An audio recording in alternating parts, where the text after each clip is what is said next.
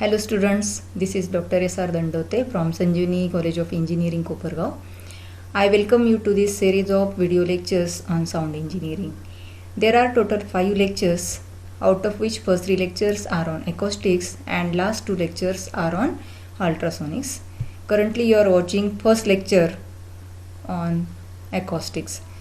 The objective of the present lecture is to discuss basic properties of sound, and at the end of this lecture learners will be able to understand properties of sound like intensity, loudness, intensity level, different relations between intensity level and loudness, and one more property, that is timbre of sound. So starting with the introduction of acoustics. Acoustics is a broadly study of sound.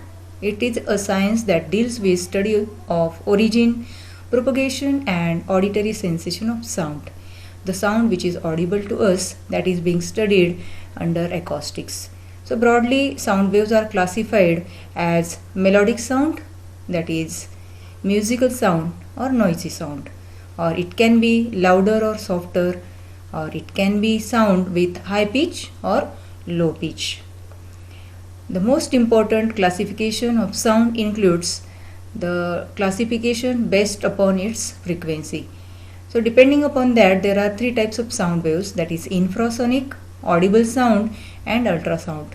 Infrasonic sound waves are those which have sound frequency of sound less than 20 Hz. If the frequency is between 20 Hz to 20 kHz, then it is called as audible sound. And if the frequency of sound waves is greater than 20,000 Hz, it is called ultrasonic waves. So both infrasonic or ultrasonic waves cannot be sensed by human beings. Now let us see some basic fundamental properties of sound waves. So starting with velocity of sound, before that we'll consider this diagram. Here we have a source of sound in the form of speaker. So because of the vibrations, the sound waves are generated in the medium.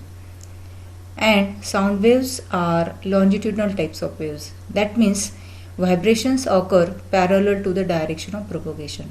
See, this is the direction of propagation, and the propagation takes place in the form of alternate compressions and rarefactions.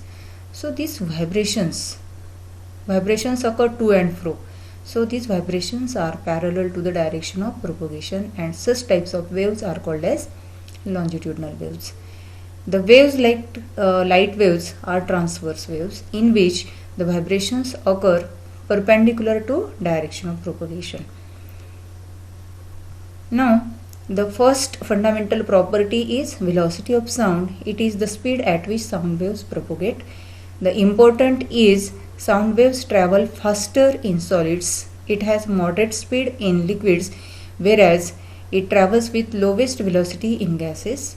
And V equal to F lambda, that is velocity equal to frequency into wavelength, is the basic relation between velocity, frequency and wavelength. The number of cycles or vibrations which a vibrating body completes in 1 second is called as frequency. See, this is one compression followed by rarefaction. So one compression and one rarefaction forms one oscillation, that is one cycle or one complete vibration. So the time taken by a wave to complete one oscillation is called its time period, and reciprocal of it is also called as frequency, or whatever the number of oscillations which sound waves completes per unit time is frequency.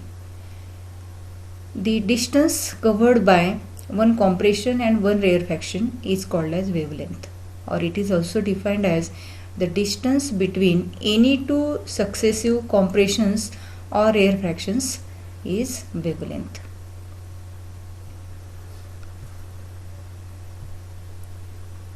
The next property of sound is intensity. Sound waves transport energy from source to listener, and intensity of sound is defined as the rate of flow of sound energy per unit area. That is, it is by formula energy upon area into time. Energy upon time is power. That's why intensity is also expressed as power upon area and its unit is watt per meter square. Now as shown in this diagram, suppose here it is source of sound and sound waves are generated. So these sound waves will travel in all possible directions. So if we consider the distance r, then for all directions, if this same distance is considered, it will form a sphere like structure. So the area which is perpendicular to the direction of propagation is in the form of a sphere.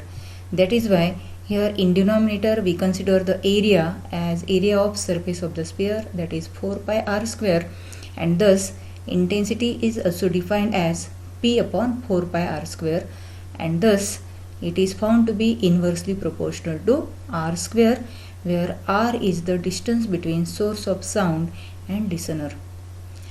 There are two important aspects associated with intensity of sound, and these two are their corresponding thresholds.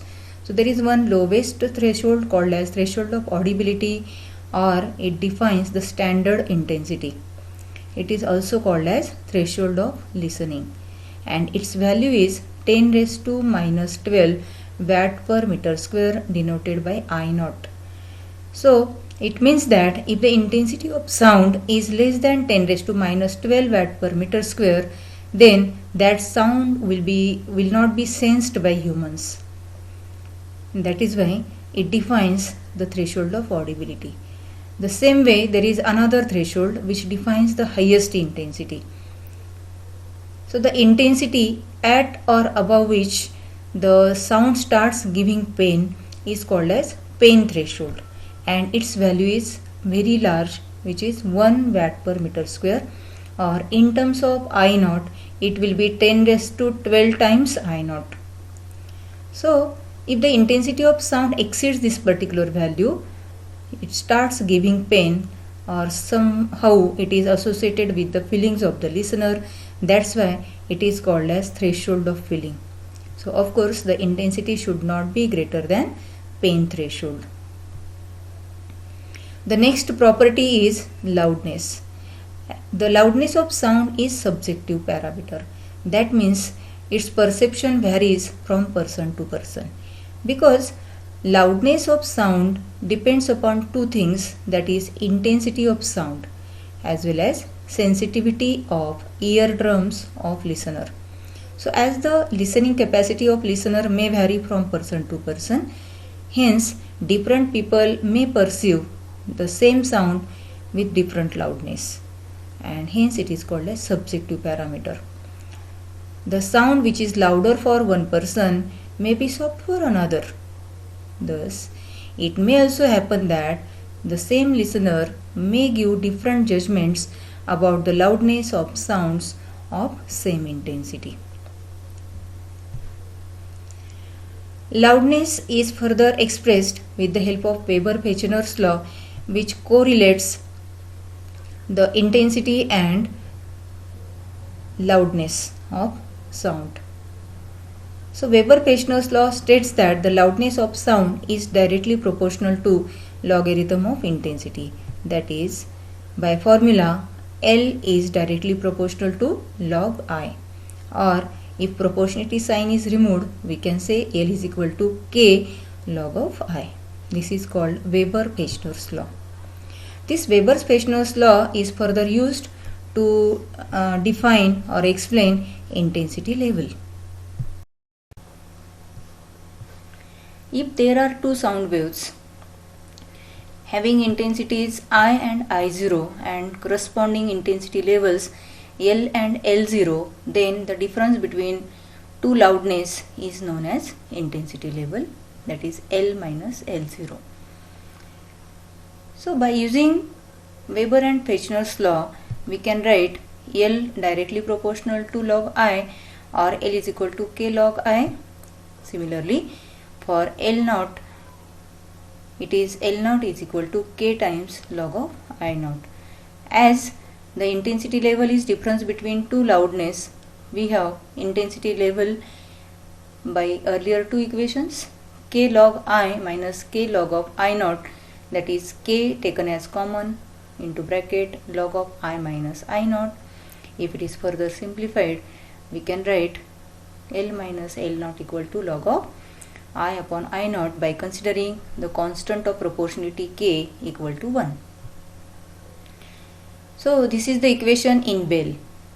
This is equation of loudness, this is the equation of intensity level in Bell, whereas one Bell is equivalent to 10 decibel, and hence in terms of decibel the formula becomes L minus L naught is equal to 10 times log of I upon I naught. So this is very important relation. Based on this you can solve different numericals, or the conversion of intensity level into corresponding intensities, or intensities can be converted into intensity level also. So we'll have few calculations. Suppose we are asked to find out the intensity level corresponding to threshold of audibility. The nature of the question may be like this: calculate intensity level corresponding to threshold of audibility. That means if intensity is given equal to threshold of audibility, what will be the corresponding intensity level? That means we have to consider I equal to I naught, which is always constant, 10 raised to minus 12. So if this is the condition, then what will be intensity level, that is L minus L naught. So we'll recall the formula. L minus L naught is equal to 10 log of I upon I naught in decibels, and put the values. The value of I is given 10 raised to minus 12, and this denominator I naught is always constant, so this ratio becomes 1, and we have 10 log of 1, log 1 is 0, and answer is 0 decibel. It clearly means that for intensity level the threshold of audibility is 0 decibels. That means in terms of intensity level, for sound to be audible, the value should be greater than 0 decibels. Same way we can calculate intensity level that corresponds to threshold of filling. Now we know that the intensity corresponding to threshold of filling is 1 watt per meter square. So for the value of I equal to 1 watt per meter square, that is 10 raised to 12 times I naught, what will be L minus L naught? The same way you can calculate it by considering the formula of intensity level, that is L minus L0, and the answer comes out to be 120 decibels. It means that if the intensity level approaches 120 decibels, that is threshold of filling, that means that particular intensity level or that particular sound will start giving pain. So of course it should not approach such higher value, or definitely it should never exceed the value 120 decibels. The same way calculations are possible by considering the intensity level 1 decibel, 2 decibel or whatever. So in that case we can use the same formula, only LHS is to be considered, and you solve it for I minus I naught. So you can treat these as your homeworks. The next parameter is timbre. Timbre is the most important and special characteristics of the sound. Especially it is defined for musical sound. So timbre is that property that distinguishes between two or more musical sounds which have same pitch, means same fundamental frequency and loudness. Suppose there are two musical instruments like guitar and piano, and they are playing same musical note having same fundamental frequency and same loudness also. So although it is, they may have different timbre. That means even though their pitch and loudness are same, see, if loudness is same means they are having same intensity also. So their fundamental frequency is same, loudness, intensities are also same, then also there is change in the parameter, and that parameter is timbre. So it is very important in musical sound. So if you are expert musician, then you will be able to distinguish between the sound notes produced by different instruments, because in musical sound there is a combination of fundamental frequency called as tonal frequency and number of overtonal frequencies.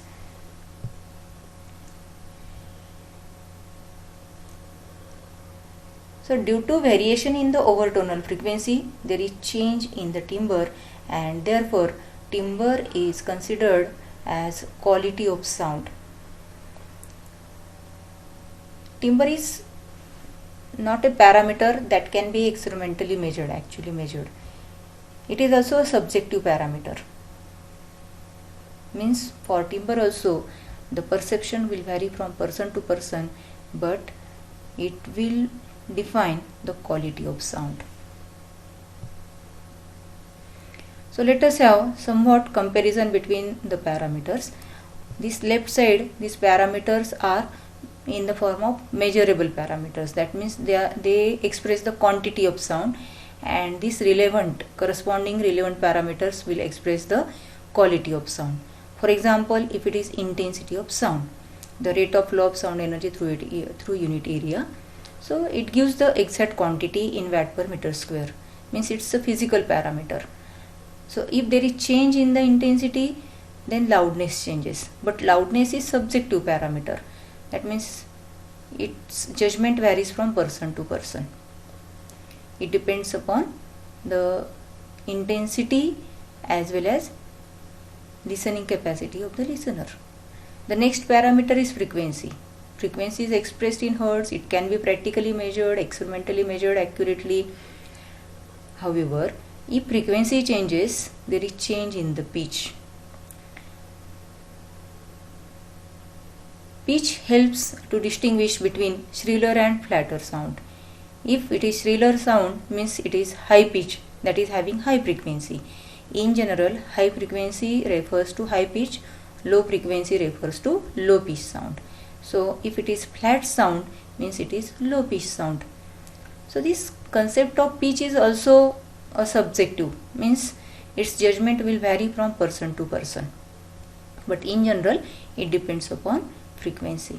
Then the next parameter is harmonic content. That means fundamental frequency and overtonal frequencies. But if there are changes in the harmonical contents, then there will be effect on the timbre. So timbre, once again, which is a subjective parameter, it distinguishes the sound waves from produced by different musical instruments having same pitch as well as same loudness. So this is about the properties of sound waves. Few more properties are remaining, so we will be discussing the remaining properties in next video. Thank you. Wish you happy learning.